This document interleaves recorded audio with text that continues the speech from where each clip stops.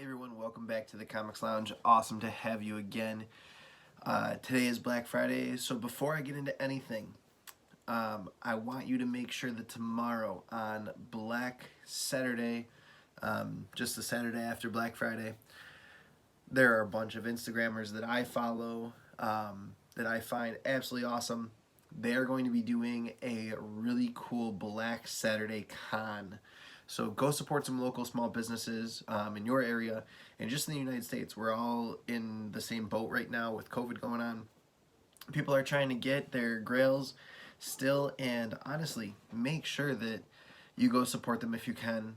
I'll leave a little link to our Instagram in the comments below so that way you can see the post right on our Instagram, and it has a ring around Black Saturday Con with all of the participating Instagrammers. We're hoping to go live with some of them just to kind of talk to them and whatnot, and hopefully that'll be a ton of fun. So if you can make it, Black Saturday Con, it will go from Saturday until Sunday. So don't worry if you can't make it Saturday, all good. With all that being said, today we're talking about the 6 classes of mutants. So mutants are coming to the MCU. We've never really seen or talked about the different levels of mutants in the Fox universe. There's always kind of been Magneto versus Charles, and that's that. You've got these two opposing sides, dark versus light, good or bad versus good, good versus bad, and that's basically what it's been labeled as the whole time. So we want to break it down because a lot of people don't know that there's different classes of mutants. A lot of people don't know that there's 6 different classes of mutants. I honestly thought up until a few months ago, or maybe it was a year or two ago, that there was only 5.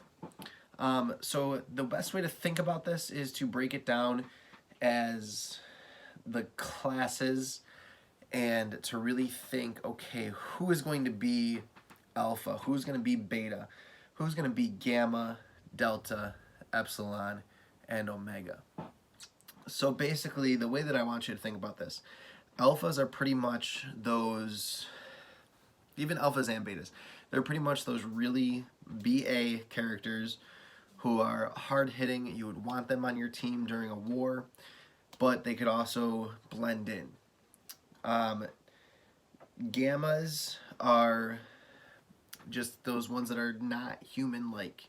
So those are the ones that you still want on your team during a war, but they're not going to blend in as well. Those are your gammas. Delta, and I'm going to break this down a little bit more as we go. Delta level, they look human, but they're really not combative powers right off the bat. Deltas typically don't even know that they have powers for a while because they blend in so well and their powers are so subtle.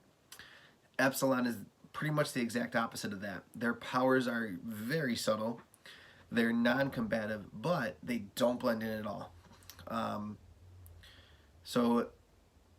Delta and Epsilon are kind of like those two that just kind of,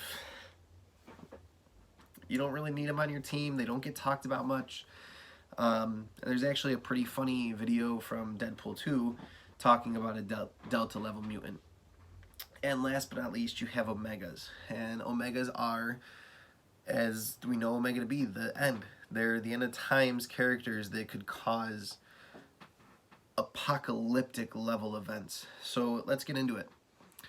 Alphas, a notable alpha is like Kitty Pryde, Iceman. So they pass for human, but their level really isn't that high. It's easy to contain them. Kitty Pryde, all she can really do is run through walls and whatnot.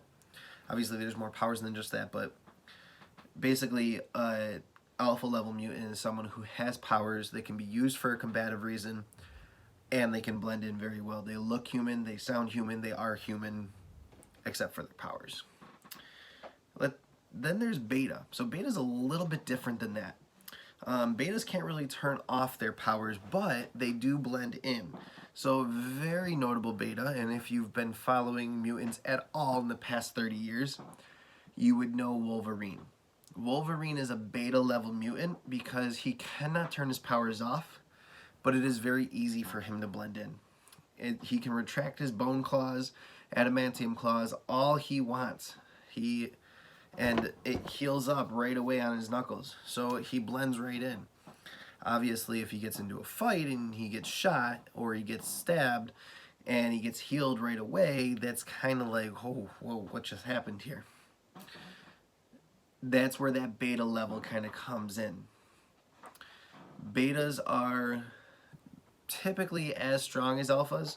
It's just that one little subtle difference of they can't really turn their powers off, and they can't, when they're using their powers, they don't blend into their surroundings anymore. Another great one to think of with a beta is like Gambit. Gambit's a good example of a beta because he doesn't really blend in all that well. He can blend in, but he typically chooses not to. Another beta who cannot turn his powers off is Cyclops. If he's not wearing those special glasses or his typical mono glasses visor, he can't turn it off. It just goes and goes and goes.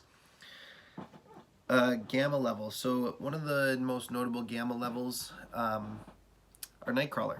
So Nightcrawler is someone who does not blend in, does not look human in the slightest. And he can stick to walls just like Spider-Man and can jump pretty much to anywhere that he's seen before or that he can see within a certain distance. So again, powers are able to be used for combative reasons, but can't blend in as a human. Mystique would be another great person to put in this category because she, in her typical form without a disguise, she cannot blend into a surrounding. Technically, her powers are not combative. They're more subtle, but at the same time, if used correctly, they can be used in combative situations.